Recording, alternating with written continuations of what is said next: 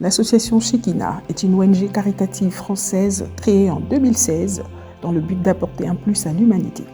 Elle œuvre dans plusieurs domaines. Elle est l'initiatrice du projet Énergie solaire pour une meilleure santé en Côte d'Ivoire. Ce projet consiste à installer des panneaux solaires dans des centres de santé non encore électrifiés. Financé par la Fondation Nexence, il est à sa 7e édition. Pour cette édition, nous sommes intervenus dans la région de la Nawa et de la Bagoué pour l'électrification de 6 centres de santé.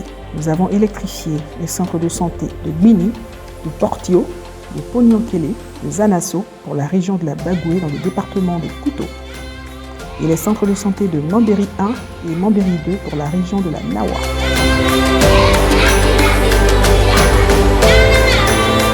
Grâce à ce projet, plus de 60 000 bénéficiaires recevront des soins de meilleure qualité 7 jours sur 7 et 24 heures sur 24.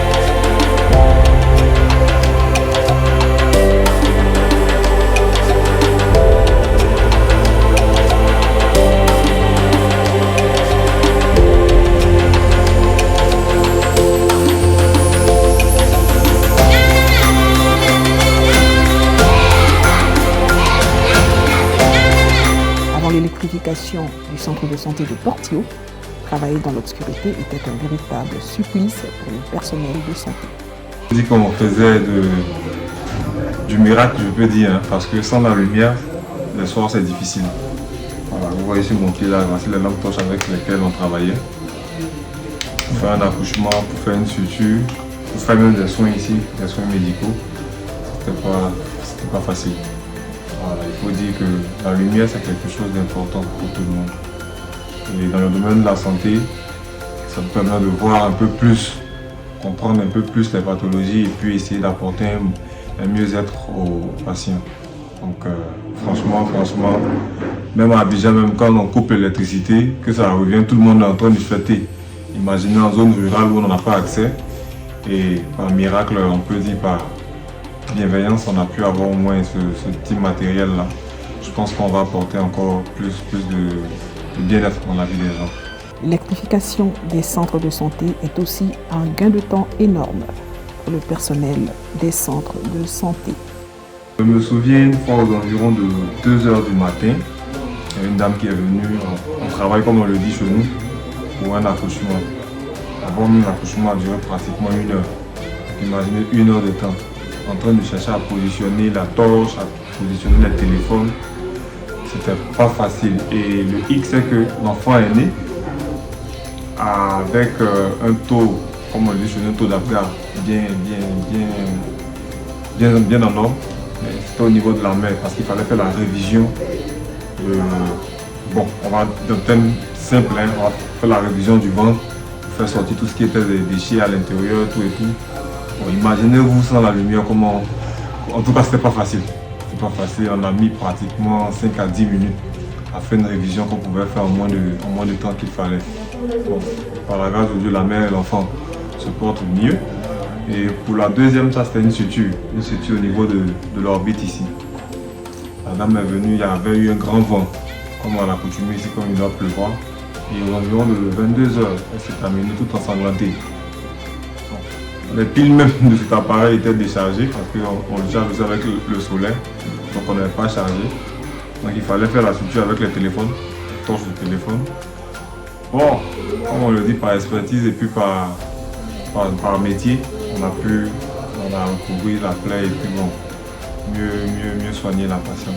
Je dirais que ce projet m'a beaucoup parce que d'abord l'électricité apportée au centre va permettre de travailler dans des conditions de vue complète.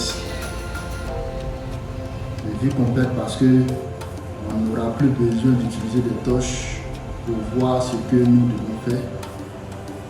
Et vraiment, je dirais aussi que ça va beaucoup booster la population à venir les nuits lorsqu'ils sont dans des situations pénibles.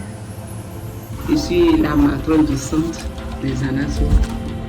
On travaille dans des conditions difficiles parce que il faut avoir des torches. Si la torche n'est pas trop éclairée, ça fatigue. Oui, parfois, s'il y a un accouchement, qu'il n'y a pas assez de... Des fois, on ne sait pas que notre torche n'est pas assez de lumière. Arriver là-bas, tu ne sais plus comment faire. Et si c'est la vie de quelqu'un qui est en danger, tu dois faire tout aussi avec les portables pour faire cet accouchement. Vraiment, je vous remercie. C'est un truc que vous allez apporter parce que des fois, il n'y a pas de courant. Pour faire les accouchements, c'est un peu difficile. Mais avec cette lumière, même s'il n'y a pas de courant, il n'y a pas de torche, c'est qu'on peut bien travailler sans problème.